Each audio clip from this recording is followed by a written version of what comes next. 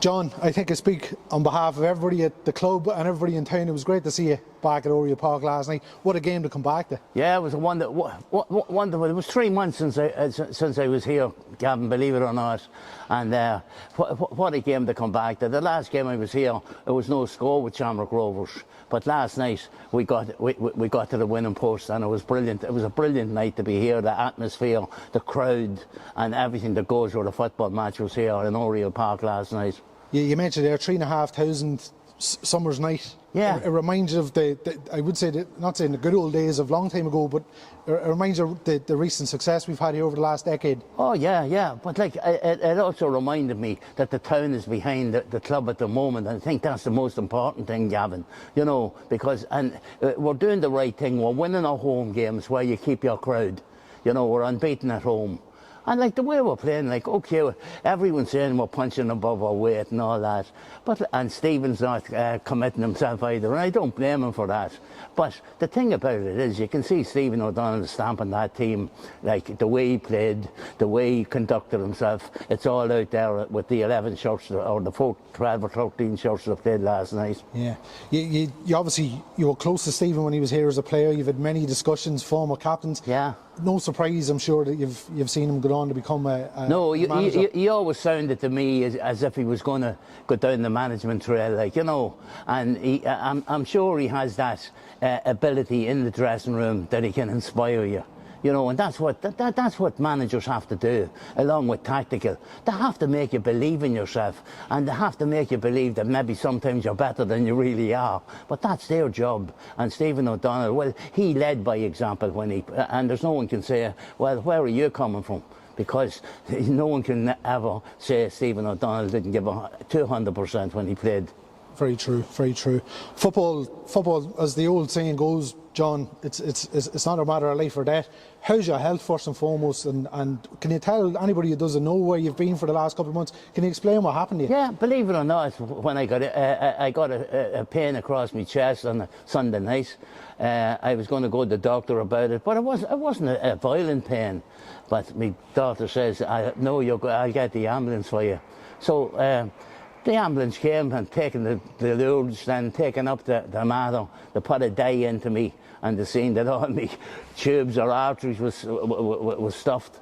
So I had to get them seen to, and I got 5 stents in. I was on the table for an hour and a quarter, and I never felt a thing, like, you know, just laying there looking up at the ceiling, wondering what they were doing.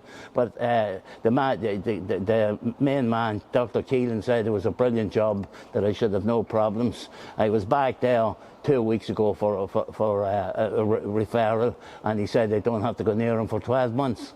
So that's a good sign. If you were sort of anywhere iffy, you'd be back in 3 months or a couple of weeks, like, you know. So 12 months is a bonus for me.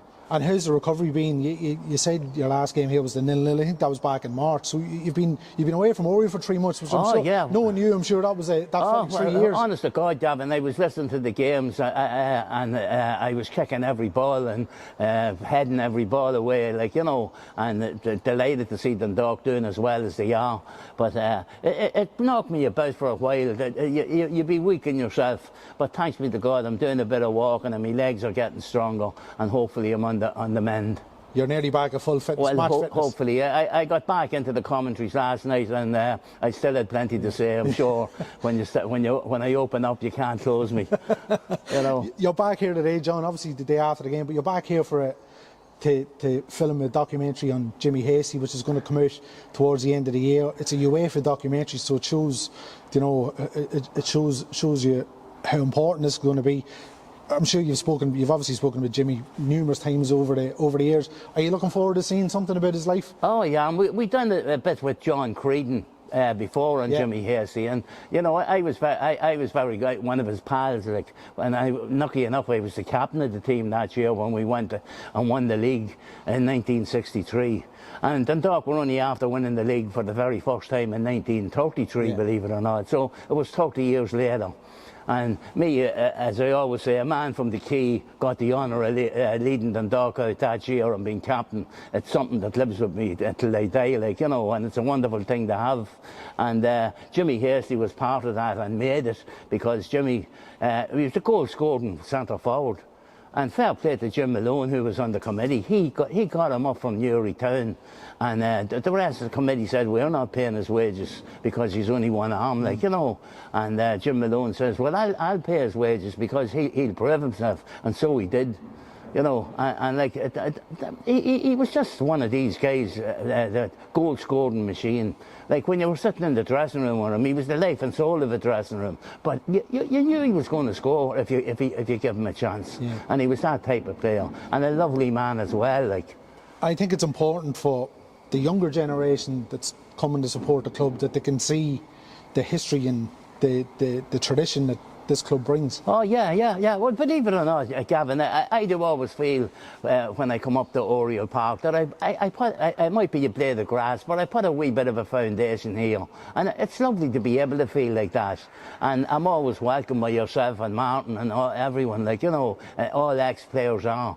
And I think it's lovely. I'm 84 now, and I'm biding my time, as I say, but I'm living every minute of it because that's all I'm interested in. Football, and Dundalk is my life. Yeah. You know, John Murphy would be nothing without Dundalk, and I'll never forget them, and I'm always grateful to them. Well, as I said at the start of the interview, John, absolutely brilliant to see you back at Oriel. Great to see you back in the radio, and who knows where this season's going to end up now? Well, you know, Gavin, we made a statement of intent last night there against Shamrock Rovers, and I said it on commentary. If anyone came into this ground and was to pick the league leaders, they'd have picked Dundalk. And certainly Stephen O'Donnell is quietly going about his job. He's not making promises, he's not saying this, that and the other, like some of the papers, Dublin papers, and they're going to do this and going to do that and do nothing, you know. And that's my type of man. And I don't think the club could be in better hands, not only on the playing field, but off the playing field with fellas like yourself and Martin, and of course, Stats Sports guys that made it possible. You know, along with Andy Conley. And like, the future's great now. And that's what I want to see for Dundalk, is a good future. And the thing about it is, Gavin, I was through bad times, and I know what bad times are. You know, when we started to do the commentaries first, we were in the first division. That's right. You know, going to Kildare and places like that, they weren't very nice. And now we're in the big time. And then when Stephen Kenny took over, sure, we were in heaven for the 5, 6 or 7 seasons he done it.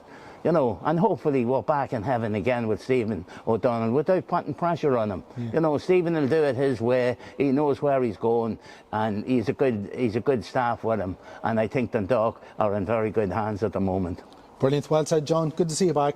Thanks very much, Gavin, and it's great to be back.